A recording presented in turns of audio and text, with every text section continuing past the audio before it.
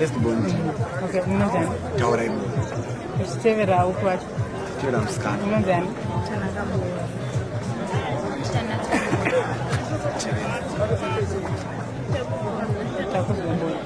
Ava ndo sasa ndio kupetsira. Unanjani taura sitapo unanjani. Antapi. Unanjani? Sa imimi makakura na gringo, munoziva gringo, munoziva Lazarus. Isusu tatisina nyasha dzavamina dzizotogara nemurume uyu. What are some of your best memories with your dad? Ndingangoti tete angari munhu aifara. Angari munhu aivharidzira kana kunga kurwadzika kwake kana achinge asvika pane vana vake. Angasi munhu asiva chinhu chandinonyatsoziva pana tete munhu anga asikatozvisina basi. Ndaida unity, ndaida kuti vana mabatani ave chinhu chimwe chete pazvinhu zvese, ungava mukuronga kana mukufara kana kuchema tinge takabatana. Saka vanga vari munhu ari strict here kana kuti shamhu maisarohwa here? Aiwa, vanga vasikarohwi. Munhu yakuti anga ari strict but nguva vanga vasikarohwi.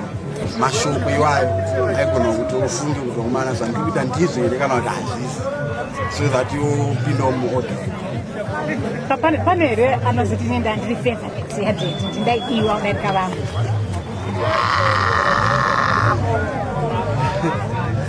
Anonetsa kuti pataurike ipapo.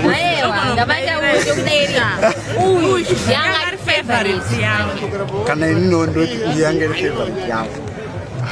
Uyu yanga iri favorite yavo. Saka ndikangoti pavana vese hapana vana vasikana, vanga vasikana. But nenyaya yekuti kunyanya vaida uyu ndikozi ndiwo waifamba nekwezikwanisa akachedzera madhirama kuita chidadheti madhiramas anditunga vasitara inamba ndasikagona kuzvipindura. Okay, saka tokoti saka mimi muchakontinya zera dhitika tikanzwa kuti munotoita madhirama adheti. Ndichatraya kuti ndipinde mufood manje ndagara hangu ndirimo asi I still remember vachindudza something vachiti no, une skill yako not you but zita ndo rimwe chete asi paskill une skill yako usazoda kupinda mandiri zvakanyanya.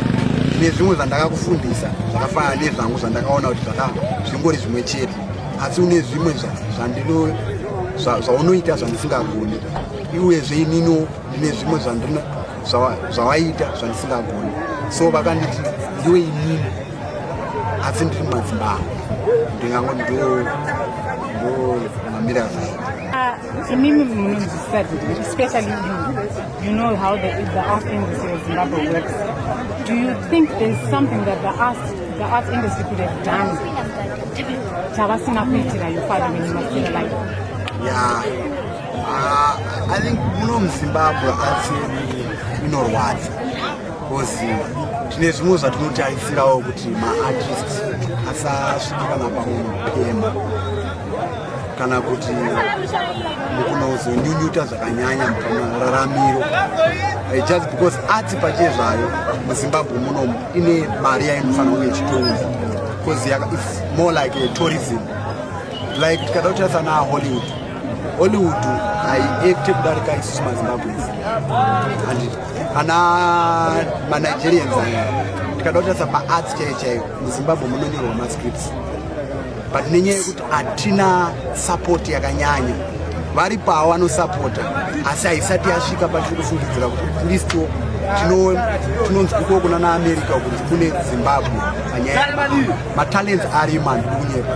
Mukabuda muno mukatarisa ndingangoti maprovince ese muchinoscouta munogona kuona kuti kuna vamwe vanhu vasitorina mukana wekuti angobudiswe kana pachizi zvavo asi aine zvinorwadza kuti munhu anobuda pachizi but unomona ari pamutsaraidzo but zvaari kuita zvinhu zvinoonekwa nenationwide but kumona ari pamutsara otarisa bhutsi yake saartist achibuda paipa paTV aita sei.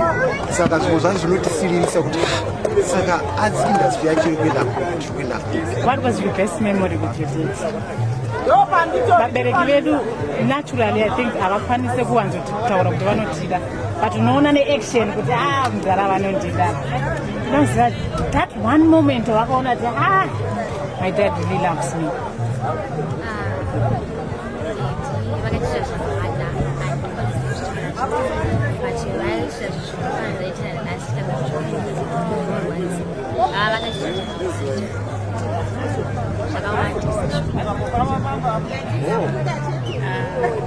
Tanga tiri kunoka ndakadenda nataura ndeti vakandimhanyisa but semunhu mukuru plus then wangu akasimba vakatadza kundibata vandanohanda mutraining takatozobuda kuti tasitanga oseka takwaseka vapotsa vanhu vanavo saka ndikangozvifunga sola ngongonakira zvatakaseka musocial and ivo vakatotaura kuti tisinotomhanyisa totogonawo kuseka tichitotamba so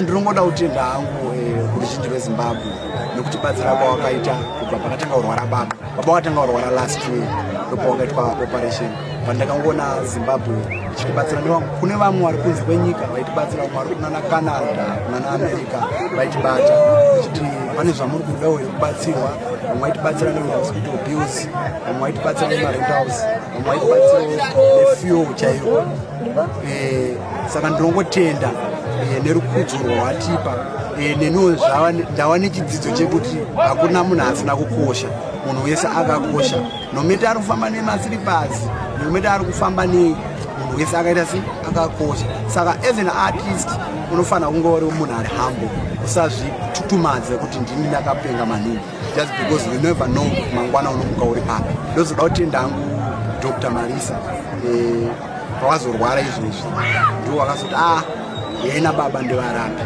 asi time yedu yanga yadyiwa zvakanyanya isu tatine tarisi kuti zvazvadai so baba pamwe anogona kurikavha totodzokerawo kumabasa toite maprojects atatakasira but zvakaramba saka ndinongotenda Dr. Marisa nevamwe vandisingakwanise kunoita ndomane mazita avo but ndoda kuatenda nokutibatsira kwawakaita kuti tirambe kuti baba waitawo zvakanaka asi zvakakundikana.